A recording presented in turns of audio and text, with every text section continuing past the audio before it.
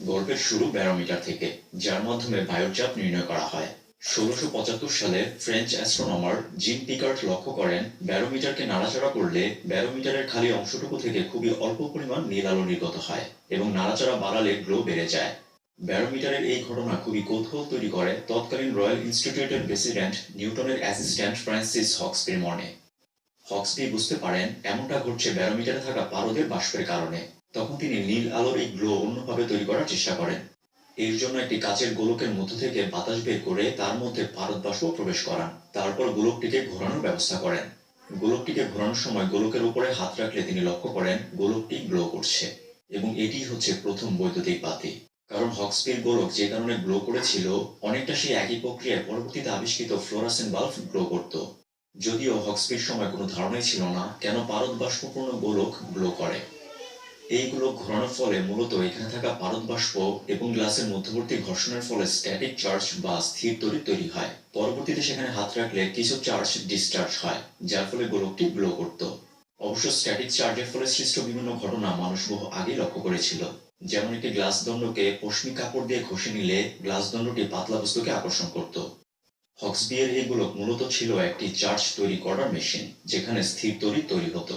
১৭০৫ সালে এই মেশিন আবিষ্কারের পর বিভিন্ন ম্যাজিক ট্রিক্স দেখানোর ক্ষেত্রে এই যন্ত্র ব্যবহার করা হতো। যেমন এই মেশিনের মাধ্যমে মানুষ নিজের মধ্যে স্ট্যাটিক চার্জ জমা করে পরবর্তীতে আঙুলকে ধার্য পদার্থের পাশে নিলে একটি স্পার্ক সহ ধার্য পদার্থ জ্বলে উঠত, যা দর্শকদের জন্য ছিল এক অবিশ্বাস্য ঘটনা।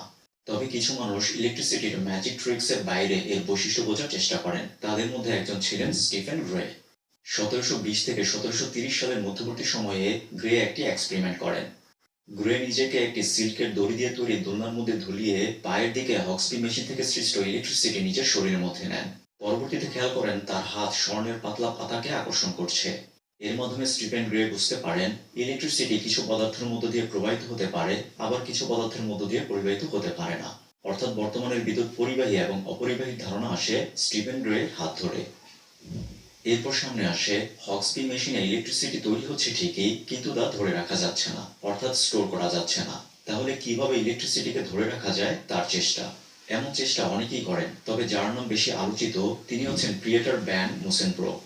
মোসেনব্রোক ভাবেন যে ইলেকট্রিসিটি যেহেতু এক স্থান থেকে অন্য স্থানে যেতে পারে, সেহেতু ইলেকট্রিসিটিকে একটি নির্দিষ্ট স্থানে স্টোর করা যাবে। ফলে মোসেনব্রোক ইলেকট্রিসিটিকে স্টোর করার উদ্দেশ্যে একটি জারে পানি নেন। পরবর্তীতে তাতে একটি তার যুক্ত করেন, যেন জারের পানিতে হক্সবি মেশিন থেকে সৃষ্ট ইলেকট্রিসিটি আসতে পারে। তার ধারণা ছিল জারে থাকা পানিতে ইলেকট্রিসিটি জমা হবে, কিন্তু বহুদিনের চেষ্টার পরেও তিনি কোনো পজিটিভ রেজাল্ট পাননি।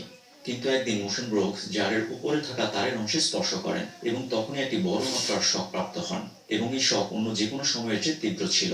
ফলে তখন এটা নিশ্চিত হওয়া গেল যে জারে থাকা পানি ইলেকট্রিসিটি স্টোর করতে পারে। মোসেনব্রোক যেই শহরে এই বিষয়টি আবিষ্কার করেছিলেন, সেই শহরের নাম অনুযায়ী এই জারকে বলা হয় লাইডেন জার। আসলে এই লাইডেন জারই হচ্ছে পৃথিবীর প্রথম ক্যাপাসিটর।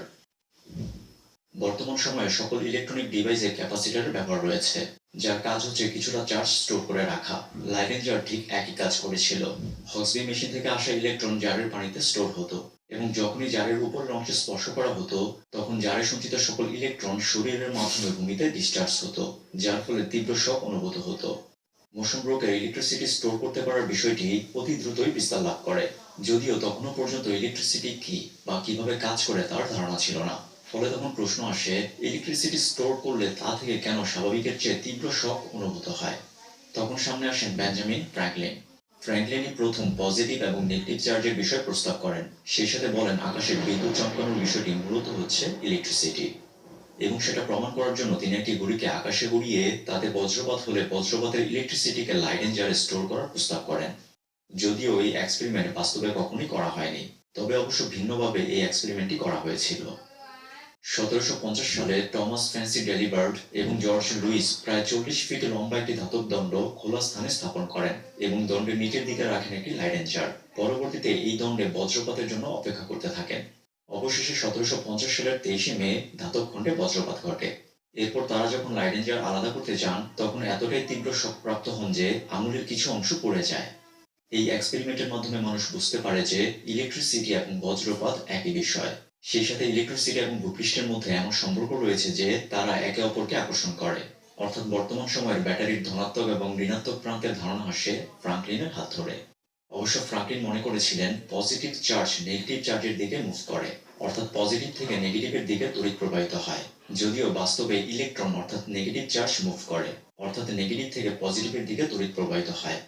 কিন্তু এখনো আমরা ফ্রাঙ্কলিনের সেই বিষয়টি ধরে রেখেছি, অর্থাৎ এখনো আমরা ম্যাথমেটিক্স করার ক্ষেত্রে এটা ধরে নিই যে ধনাত্মক দিক থেকে ঋণাত্মক দিকে তড়িৎ প্রবাহিত হয়।